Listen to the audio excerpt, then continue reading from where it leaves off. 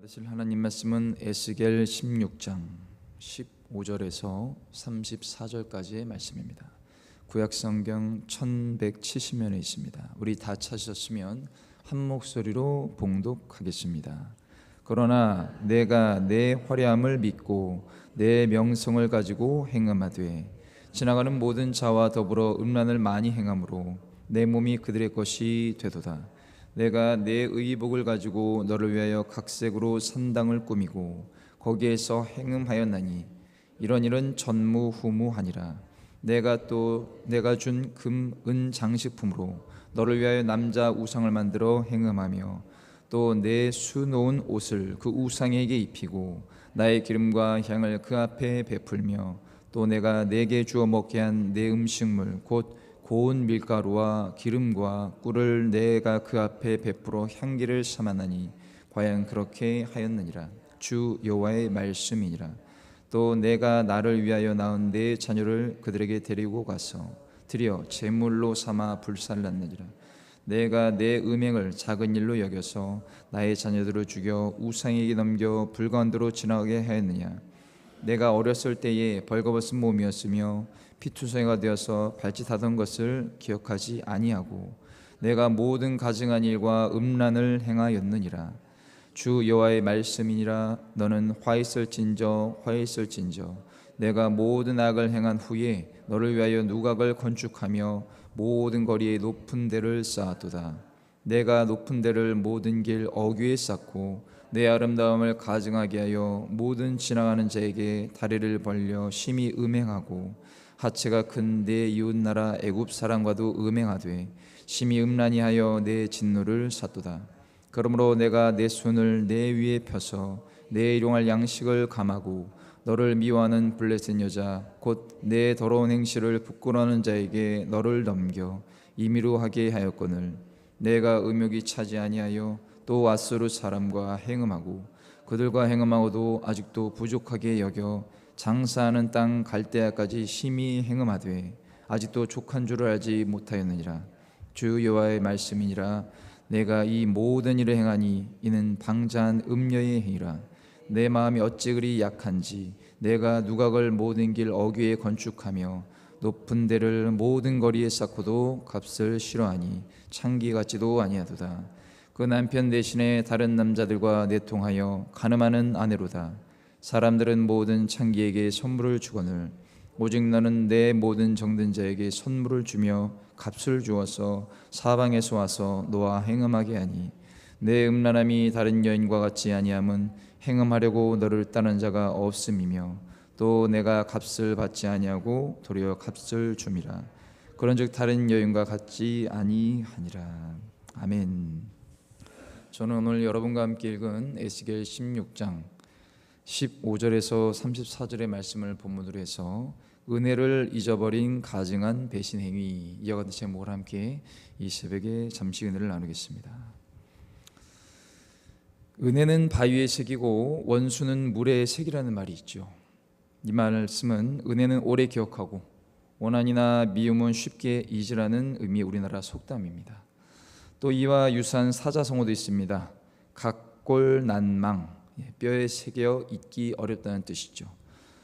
남이 베푼 은덕에 대한 고마움을 마음속 깊숙이 사무쳐 잊을 수 없다라는 말입니다. 또 결초보은, 풀을 묶어 은혜를 갚다라는 뜻으로 죽어서도 은혜를 잊지 않고 갚는다는 의미입니다.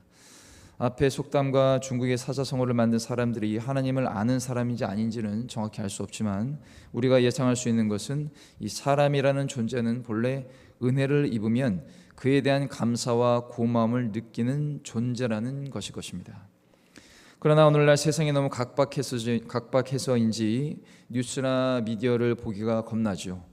또 참으로 믿기 힘든 일들이 우리 주변에 사건 사고가 많이 발생해서 우리에게 큰 충격을 주고 있습니다. 지난달 10일 36세 남성 A씨는 김포시 하성면 단독주택에서 60대, 70대 부모와 30대 형 3명을 흉기로 찔러 살해한 혐의를 받습니다. 그는 당일 오전 11시께 아버지와 형을 먼저 살해했고 오후 1시에는 외출 뒤 귀가하는 어머니도 흉기로 찌른 것으로 파악이 됐습니다. 경찰은 범행 이튿날인 지난달 11일 오전 10시 54분에 집 앞에 핏자국이 있다는 A씨 어머니 지인의 신고를 받고 출동해서 방에서 자고 있던 A씨를 긴급 체포했다고 합니다. 무직 상태였던 이 A씨는 당일 자신을 걱정하는 말을 한 부모를 폭행하다가 형에게 맞자 악감정을 품고 범행한 것으로 조사가 됐습니다. 조사 결과 이 A씨는 프리랜서로 웹사이트 제작 일을 하다가 일감이 없어서 지난 6월 중순부터 부모 집에서 함께 생활했습니다. 그는 범행 전에 인터넷에 정신병 살인 등 키워드를 검색하고 관련 기사를 보기도 했으며 스스로 우발적 범행을 주장하는 것으로 전해집니다. 개인적으로 36세면 한창 열심히 일을 하고 또 결혼해서 가정도 꾸리고 성실하게 살아야 하는 그러한 모습이 아닐까 생각을 하는데, 그렇게 살아도 모자랄 판에 자신에게 핀잔을 줬다는 이유로 부모님과 형을 수차례 흉기로 무참히 살해했다는 것은 정상적인 사람의 생각으로는 도저히 할 수 없는 극단적이고 폐륜적인 행동이죠. 그래서 우리는 이런 사람들을 보고 뭐라고 합니까? 금수만도 못한 자라고 이렇게 부르지 않습니까? 이런 폐륜아를 그 부모님은 또 낳았다고 미역국을 먹고 몸조리를 하며 추위와 더위 속에서 씻기고 입히고 가르쳤을 것입니다. 게다가 앞서 이 피의자가 인터넷에 정신병 살인 키워드를 검색했다는 것은 무엇을 말하냐면, 이 사람이 자신이 저지른 범죄로 나중에 판결을 받을 때 스스로 불안한 정신 상태로 인해 감형, 즉 심신상태 미약, 이러한 이유로 감형을 생각했다는 것을 우리는 예상할 수 있습니다. 이런 법적 사각지대와 또 상식적이지 않는 사법의 모습을 보면 우리나라 일부 검사들의 구형과 일부 판사들의 선고가 국민의 정서와 심하게 동떨어진 이유가 가장 크다고 저는 생각을 합니다. 거기에 입법부의 인권 보호라는 거창한 이유로 피해자보다는 가해자의 인권을 더욱 생각하는 것 같은 이런 이해할 수 없는 법률과 함께 또 경찰과 검찰의 피의자를 대하는 모습은 피해자와 그 가족에게 더 큰 마음의 상처를 남기게 되죠. 가장 웃긴 것은 이 피의자의 얼굴은 그 피의자 가족의 인권보호 때문에 가려주고 도리어 유명을 달리한 피해자의 얼굴과 신분은 그대로 언론에 노출이 되는 것을 우리는 많이 봅니다. 이는 피해자와 가족을 두 번 죽이는 일이라고 저는 생각을 합니다. 이런 것을 볼 때마다 미국처럼 범죄자의 신분은 모조리 공개해서 범죄에 대한 경각심을 깨우쳐야 한다고 저는 생각합니다. 그리고 진실로 법적 보호를 받아야 하는 그러한 사람들은 잘 받지 못하고 반대로 법적 처벌을 확실하고 무겁게 받아야 하는 사람은 요리조리 피해가며 뻔뻔하게 살아가는 모습을 언론 매체를 통해서 보게 됩니다.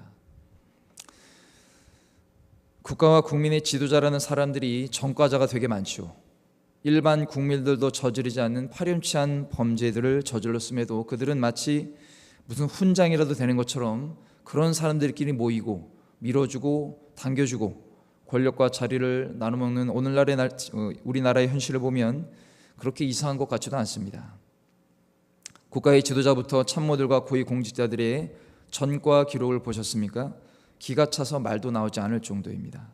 그런 범죄를 저지르고도 나라의 고위공직자로 나서거나 국민을 지도하는 선출직 공무원이 되겠다는 것은 제 개인적인 상식으로는 도저히 이해가 되지 않습니다.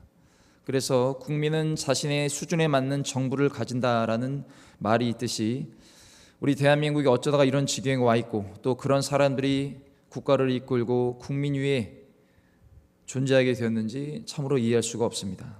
국제적으로는 어떻습니까? 정권이 바뀌니까 우리의 혈맹인 미국과 과거처럼 우호적으로 지내고자 하지 않는 것 같습니다.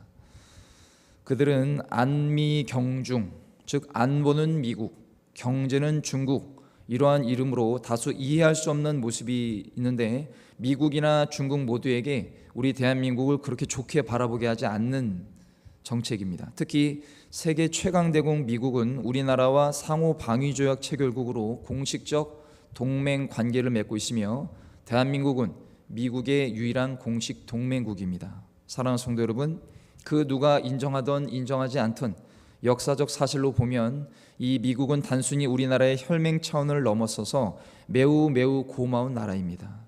말도 많고 탈도 있지만 그럼에도 오늘의 자유 대한민국이 존재하고 또 세계 10위권의 경제 대국과 군사 강국 그리고 선교 대국으로 성장한 것에 이 미국의 역할과 원조는 그 누구도 부정할 수 없는 역사적 사실인 것입니다. 우리나라는 최소 북한처럼 지하 자원도 전무한 나라이죠. 이런 아무것도 없는 나라에 하나님께서는 당대 최강국 미국을 들어 사용하셔서 우리나라를 공산 국가로부터 보호하시고 오늘처럼 성장시켜 주신 것입니다. 여러분, 미국이 어떤 나라입니까? 미국은 기도하는 나라입니다. 매년 5월 1일은 미국 국가 기도의 날입니다. 1952년 의회 제정 후에 트루먼이라고 하는 대통령이 선포했고 레이건 대통령 때 5월 첫째 목요일로 지정했습니다. 그래서 오늘까지 빌리 그레이엄 목사 등 복음주의 운동이 영향을 많이 미쳤죠. 다양한 신앙 배경의 미국인들이 나라를 위해 기도하는 날입니다. 물론 오늘날 동성애 합법화 등 다양한 문제점도 있지만 그럼에도 미국은 아직 건재하고 다시 복음으로 회복될 것이라고 개인적으로 믿습니다. 우리나라의 미국은 너무나 고마운 하나님의 선물이죠. 그런데 이를 부정하고 북한과 중국, 러시아 등 하나님을 인정하지 않는 반기독교 국가들과 또 다른 질서를 만들려는 우리나라 지도자들과 정당이 있습니다. 이는 우리나라와 국민에게 베푸신 하나님의 은혜를 잊어버리는 지극히 가증한 배신 행위라는 것을 기억해야 할 것입니다. 그러므로 저와 여러분은 그런 일부 지도자들의 어리석고 망국적인 행태를 중단시키고 하나님의 뜻 가운데 바로잡고자 날마다 나라와 민족을 위해 간절히 기도하고 또 기도하고 또 기도해야 하시는 겁니다. 그래야 대한민국이 지금 다소 흔들리고 갈 바를 알지 못하는 배처럼 풍랑에 흔들린다고 해도 배에 함께 탄 제자들이 예수님께 간절히 기도하여 그 주님께서 풍랑을 잠재우시고 안정시켜 주시며 목적지에 도착해 주시는 성령의 역사가 우리나라와 교회 가운데 충만하게 임하기를 예수님의 이름으로 간절히 축원을 드립니다. 오늘 본문의 말씀은 그야말로 충격적입니다. 15절에서 22절의 말씀을 요약해 드리면 예루살렘은 거룩한 신부의 자리에서 벗어나서 하나님을 철저히 배신했습니다.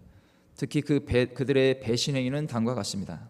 하나님이 주신 화려함으로 가증한 우상을 섬겼습니다. 하나님이 주신 아름다운 옷으로 산당을 꾸몄습니다. 또 하나님이 주신 금과 은과 보석으로 남자 우상을 만들었던 것입니다. 그들의 만행은 거기에서 그치지 않습니다. 하나님이 주신 화려한 옷을 우상에게 입히고 하나님이 주신 기름과 향과 곡식을 우상에게 제물로 바쳤습니다. 예루살렘은 피투성이로 버려졌던 자신을 하나님이 어떻게 살렸는지를 철저히 잊어버린 것입니다. 이것을 보면 하나님이 얼마나 속이 상하셨을까요? 이 에스겔의 고백은 과거 1950년 6월 25일에 북한 김일성이 일으켜서 300만 명이 죽고 다친 가장 비참한 한국전쟁의 잿더미에서 하나님의 은혜와 섭리로 기적을 창조한 우리 대한민국의 모습과 같다고 하겠습니다. 그런데 75년이 지난 2025년 우리가 살고 있는 대한민국은 어떻습니까? 그 하나님의 은혜를 잊고 마치 자신들이 노력하고 땀 흘려서 모두 얻어 이룬 것처럼 생각하고 행동하지 않습니까? 물론 우리 국민이 근면하고 성실한 것도 있습니다. 세계적으로 한국 사람들의 부지런함은 세계가 인정하고 있기 때문이죠. 그런데 그것도 국가의 체제와 국방 안보가 내외부 공산 세력의 방해를 막지 못했다면 도저히 이루어질 수 없는 것입니다. 특히 박정희 대통령의 1972년에 유신헌법이 발효되어 성립한 유신체제하의 정권에 대해서 다양한 평가가 있지만 대한민국 경제의 토대를 마련한 것은 사실입니다. 그럼에도 우리나라 일부 정치인들과 지식인들은 아직도 박정희 대통령이 독재자이며 유신체제를 강력하게 비난하고 있습니다. 그런 사람들은 왜 북한의 김일성 3대 세습과 독재에 대해서는 입을 다물고 도리어 두둔하는 것인지 잘 모르겠습니다. 그런 논리라면 북한은 무려 75년 동안 독재 체제인데 우리나라보다 더 발전하고 더 잘 살아야 하는 것이 상식 아니겠습니까? 지하 자원도 우리나라보다 더 많지 않습니까? 어쨌든 이승만 대통령과 박정희 대통령을 무조건 비난하는 것은 너무나 이상한 일이며 동시에 비난하는 그들의 정체성이 북한의 김일성과 주체사상의 추종자라는 것을 인정하는 꼴이나 다름이 없다고 하겠습니다. 그리고 아직도 이런 사실을 인정하지 않고 그저 국민의 근면 성실성만 주장하는 사람들은 오늘날 북한의 현실을 보면 도저히 그렇게 말할 수 없을 것입니다. 그럼에도 지속적으로 대한민국의 정체성을 부정하고 오늘의 대한민국이 마치 태어나서는 안 되는 국가처럼 말하며 공산 세력에서 한국을 지켜주고 자유를 준 미군을 점령군이라는 북한스러운 말을 한 사람이 오늘 대한민국의 지도자가 되었습니다. 그는 자유 대한민국보다 북한이나 중국이 더 어울리는 사람이라고 개인적으로 생각을 합니다. 북한과 중국 등 반기독교 국가에 대해 호의적으로 여기고 행동하는 사람이 있다면 하나님의 소유에서 우상의 소유로 전락하는 것을 인정하는 꼴과 같습니다. 그래서 15절의 말씀이 그렇습니다. 그러나 내가 내 화려함을 믿고 내 명성을 가지고 행함하되 지나가는 모든 자와 더불어 음란을 많이 행함으로 내 몸이 그들의 것이 되도다. 사랑하는 성도 여러분, 우리나라는 예수를 믿는 사람과 믿지 않는 사람이 함께 공존합니다. 그러나 놀라운 사실은 예수를 믿지 않아도 이 자유 대한민국에서 태어나 자유와 번영을 누리며 살고 있다는 것이죠. 이것이 하나님의 은혜이며 선물입니다. 주변에 외국을 다녀온 사람들의 이야기를 들어보면 한국보다 살기 좋은 나라가 그렇게 많지 않다고 합니다. 그러면서 우리나라가 아직도 여러 가지로 부족하고 마음에 들지 않는 것도 많지만 막상 외국에 나가면 치안, 의료, 교통, 종교, 복지 등 국민이 기본적으로 먹고 살며 경제활동할 수 있는 조건이 너무나 괜찮은 나라가 많지 않다고 입을 모아 말을 합니다. 이것을 누가 해주셨습니까? 하나님께서 선교사님들과 우리나라 믿음의 조상들을 통해 이루어 주신 것입니다. 이러한 영적인 사실과 기본적인 내용을 모르는 사람은 그 어떤 것을 주어도 감사할 줄 모릅니다. 그저 원망과 불평만 쏟아내죠. 일부 사람들은 복에 겨워서 배가 부른 것인지 우물 안의 개구리처럼 그저 대한민국을 비난하고 사회를 비난합니다. 이는 오늘날 우리가 주님께 받은 은혜와 선물을 부정하고 우리가 하나님의 소유라는 것을 잊어버리는 배은망덕한 행위라고 볼 수 있죠. 욥기에 보면 욥과 그의 친구들의 대화 속에서 잠잠하시던 하나님께서 마지막에 등장하시며 다음과 같이 그들을 책망하십니다. 욥기 38장 1절에서 7절 말씀입니다. 그때 여호와께서 폭풍우 가운데서 욥에게 말씀하여 이르시되 무지한 말로 생각을 어둡게 하는 자가 누구냐? 너는 대장부처럼 허리를 묶고 내가 내게 묻는 것을 대답할지니라. 내가 땅에 기초를 놓을 때에 내가 어디 있었느냐? 내가 깨달아 알았거든 말할지니라. 누가 그것의 도량법을 정하였는지 누가 그 줄을 그것의 위에 띄었는지 내가 아느냐? 그것의 주추는 무엇 위에 세웠으며 그 모퉁이 돌을 누가 놓았느냐? 그때 새벽별들이 기뻐 노래하며 하나님의 아들들이 다 기뻐 소리를 질렀느니라. 아멘.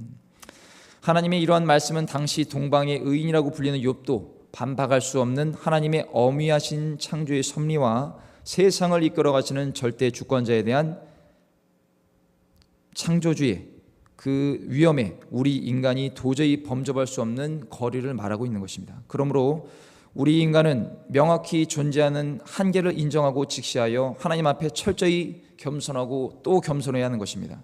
그것이 하나님의 은혜를 잊어버리지 않는 가장 최소한의 기본적인 자세라는 것을 기억하기를 예수님의 이름으로 간절히 축원을 드립니다.